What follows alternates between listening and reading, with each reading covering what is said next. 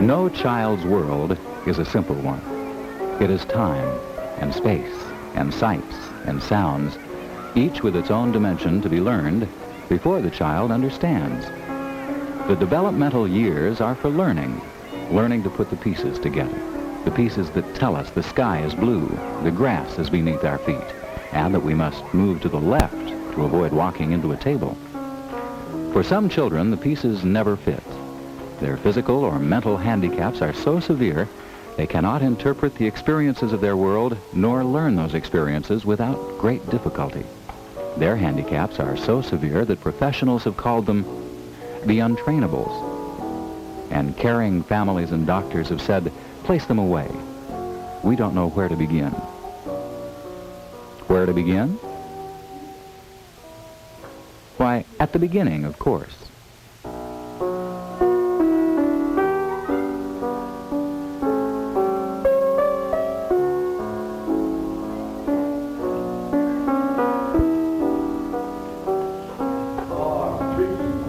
Put the car on the table. Right. Car on. Rainbows United is in Wichita, Kansas. It is for children who happen to have, as one of their many characteristics, severe mental or physical handicaps. Other characteristics include pretty red hair, dirty faces, and arms that reach out. At Rainbows, staff and parents and volunteers work hand in hand to ensure that no child there ever be called untrainable, no matter how severe the handicap. People who believe that the responsibility of teaching the children is theirs, that if a child does not progress, it is because of their methods and not the child's disability. It is a place where every staff member is intimately acquainted with the needs and goals of each child with whom he or she works. It is a place where each 20-minute period of a child's 6-hour day is specifically structured toward training a developmental skill previously agreed upon by parents and staff, and where progress is measured daily. It is a place that runs like a Swiss watch, where the building not only houses the program, but is a vital part of that program.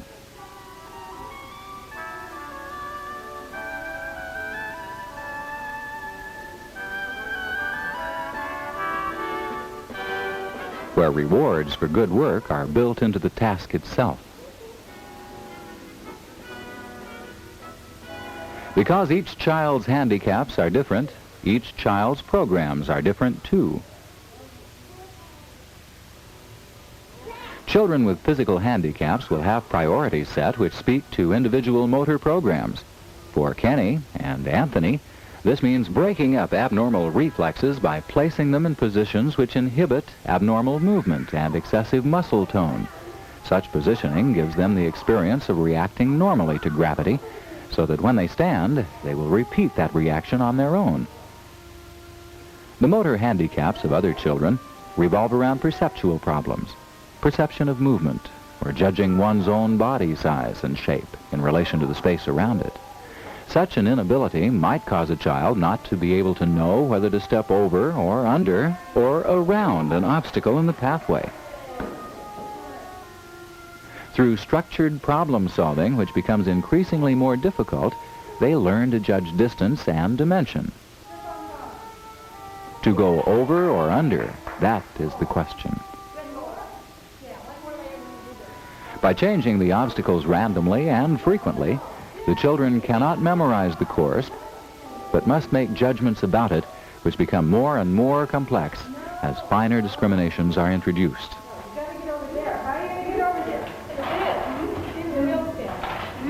Come here. There, under. Good boy. Come here. Now, For every child, it means utilizing every sense he or she has to help interpret the environment. It means building on every movement or residual movement the child possesses to assist that child toward independence. But the motor programs don't stop with individual or group instruction. They are an integral part of each hour of the day. during playtime, through the classroom structure, and even by incorporating obstacles and pathways through the halls.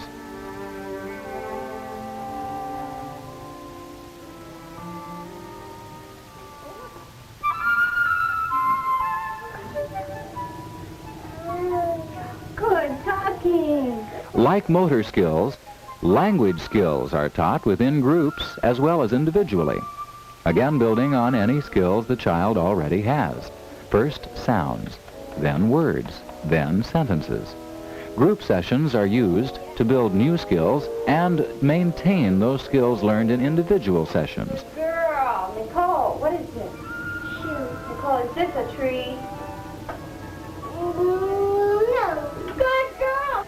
Both choral group responses and rotating one-on-one trials within the group help children learn from one another and to experience social interaction. Within a group, each child's goals are individually written and measured. A child's training begins at Rainbows when the parents meet with staff to set down both long and short-range goals for the child in each area of development. Priorities are then set, with the greatest amount of training time being allotted for high-priority items. Unless the parent's request for a change of priorities is not compatible with the child's developmental level, the parent's wishes are granted. The parent is an integral part of a child's treatment team, and a designated staff member discusses all program changes with parents.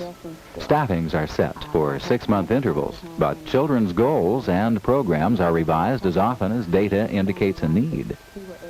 Monthly progress notes are sent to physicians so they can be apprised of improvements in their patients. Special attention is given to the flow of a child's day. The daily schedule allows the most strenuous activities to occur when the child is well rested, and vigorous activity is followed by the opportunity to relax.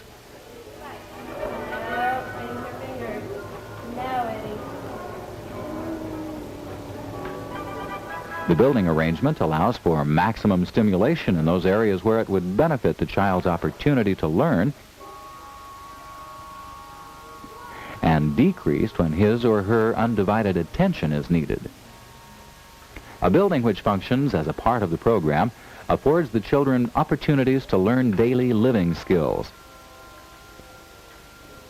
solve perceptual motor puzzles, and experience different tactile sensations.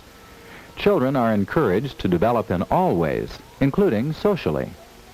Specially built equipment allows children to experience companionship while performing a task, in an effort to make each child's preschool experience as normal as possible.